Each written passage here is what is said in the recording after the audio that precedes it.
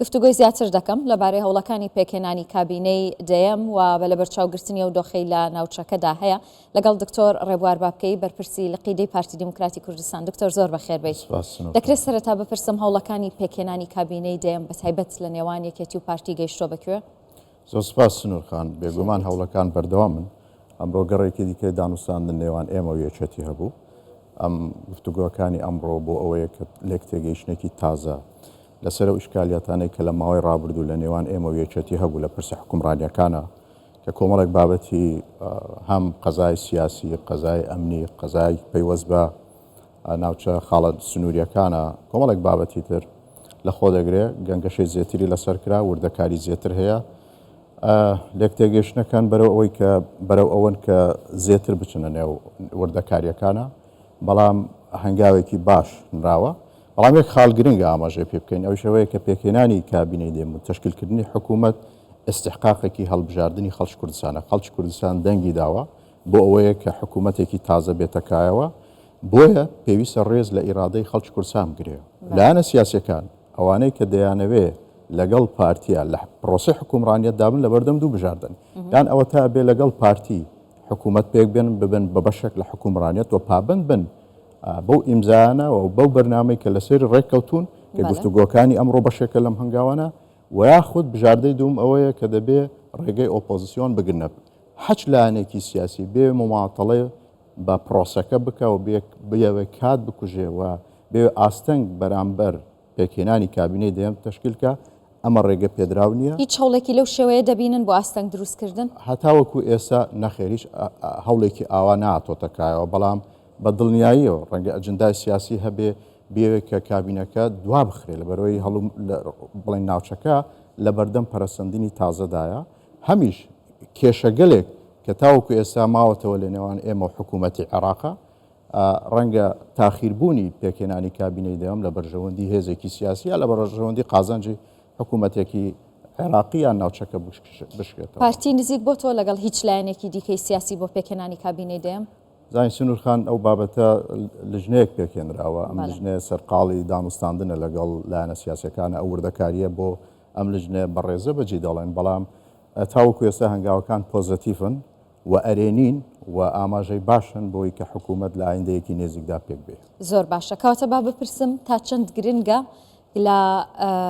هەرێمی کوردستان کابینەی دەیەمی حکوومەت پێک بێت ئێستا؟ بێگومان گرنگە. بەر لە هەموو شتێک وەکو باسم کرد، ئەمە ئستحقاقێکی خەڵکی کوردستانە، ئەبێ ڕێز لێگیراو بێ و ئەوە بێتەکایەوە حکوومەتی تازە هەبێ و جارێکتر شەرعیەتێکی تازە، شەرعیەتی هەڵبژاردن بخا بە مؤسسات. ئەمە بەدیوە نیشتیمانیەکەی بەدیوە مؤسساتەکەی گرنگە، لەبەرەوە خۆت دەزانی جەنابەت ئەو حکوومەتێکی کاربەڕێکەرە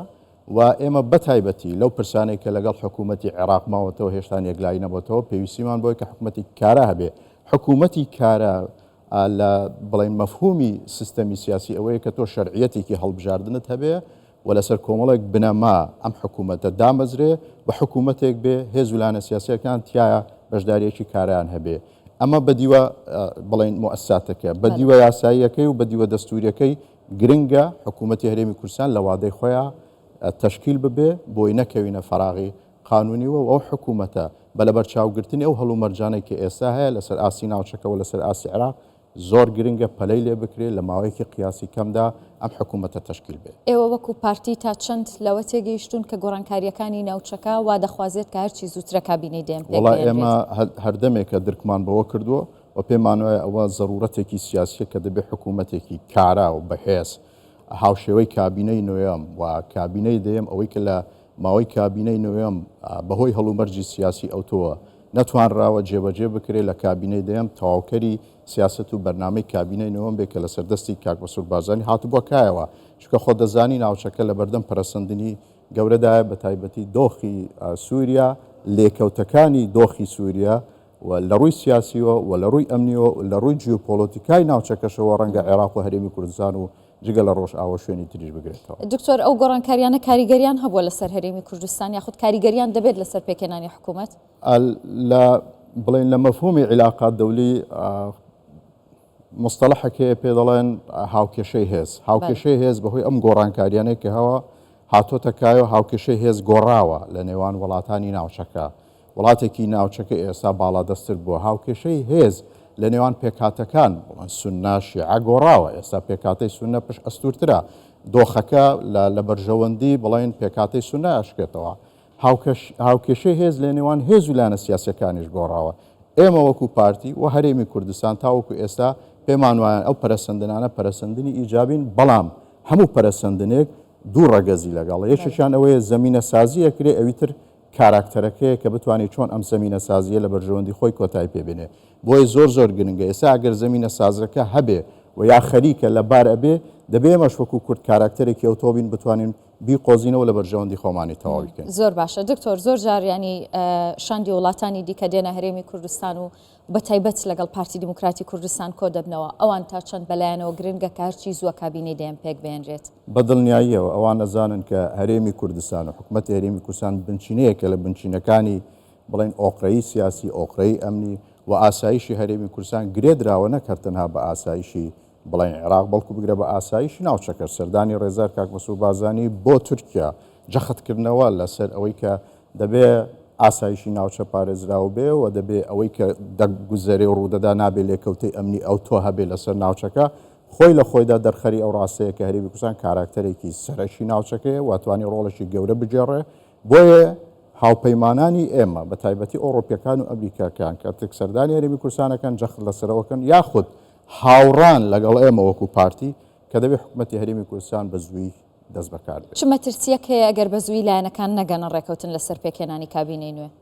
ئەزانی مەترسیەکان جۆرا و جۆرن بەر لە هەموو شتێک ئەومانە ئەوەیە کە ئێمە ڕێزمان لە ئیرادەی خەڵکی کوردستان نەگرتووە و ئێمە بنەماکانی دیموکراسیەتمان پشتگوێ خستووە و بڕواایەکی قوڵمان بە دیموکراسیەت نییە و هەنگاوێک ئەبێ بەرەو دواوە لە بریەوەی کە هەنگاوێک بێ بەرەو پێشەوە ئەوم بەدیوە دیموکراسەکەی بەدیوە موسساتەکەی وەکو باسم کرد ئێستا مەسەلەن بۆ نمونە مەلەفی جارێکی تر هەناردنەکردنەوەی نەوتی هەرێمی کوردستان لە ئارادایە پێویستیمان بۆیە کە حکوومەتێکی تازە دەست بەکار بێ بە سەرۆکاتی ڕێزار کاک مەسوود بارزانی بۆی هەرچی زووە کار لەسەرەوە بکە بابەتی بڕینی قوت و موچەی خەڵکی کوردستانە ئەوە پێویستی بەوەیە کە تۆ حکوومەتێکی کاراتە بێ لەگەڵەوەشدا حکوومەتێکی کوالیسیۆن و فرەلایەن لەسەر بنەمای بڵێن قاعدەیەکی فراوان ئەم حکوومەتە تەشکیل بێ هێزێکی سیاسی پتە ئەدا بە حکومڕانەتی ئەو وڵاتە واتوانین ئەو مەلەفانەی کە تاوەکو ئێستا هەڵپەسێردراوە لەگەڵ حکوومەتی عێراق لە قازانجی خۆمانە بیشکێنێنەوە. باشە دکتۆر لە سەرەتای قسەکانت باست لەوە کرد کە دوو هەڵبژاردە هەیە لە بەردەم لایەنەکان یا ئەوە تا لەگەڵ پارتی دیموکراتی کوردستان ڕێک دەکەون یاخود دەبنە ئۆپۆزیسیۆن پارتی کامیانی بەلاوە گرنگە؟ ئێمە بەلامانەوە گرنگە کە هەموو هێزولانە سیاسەکان ئەوەی کە کورسیەکی هەیە ئەوەی چەند کورسێکی لە پەڵەوانی کوردستانەیە لەگەڵ ڕێزما بەشدار بێ لەگەڵ ئێمە بۆ پێکهێنانیان حکوومەتە چونکە ئێمە بڕوامان بە بەرپرسیارەتی هاوبەش هەیە بەرپرسیارەتی هاوبەش ئەوەیە کە هەمومان بەیەکە و مل بنین بەو ئاڵنگاریانە و بەو ئاڵوگۆڕیانەی کە دەیتە پێشەوە ئاڵنگاریانە و بل بنێن بە مەسئولیت ئەمە یەک دوو پێمان وایە قۆناغی ئێستای سیاسی وا دەخوازێ وەوە ضرورەتێکی نیشتیمانیشە هەموو هێزولانە سیاسەکانیان بەلانی کەم زۆرینەی هێزولانە سیاسەکان حکوومەتێک پێبێنن وەکو باسم کردکەم حکوومەت بتوانێت کە ڕوبەڕووی ئاڵنگاریەکان بێتەوە. زۆر سپاس دەکەم دکتۆر ڕێبوار بابکەی بەرپرسی لە قیدەی پارتی دیموکراتی کوردستان بەخێر بێت دەستخۆش.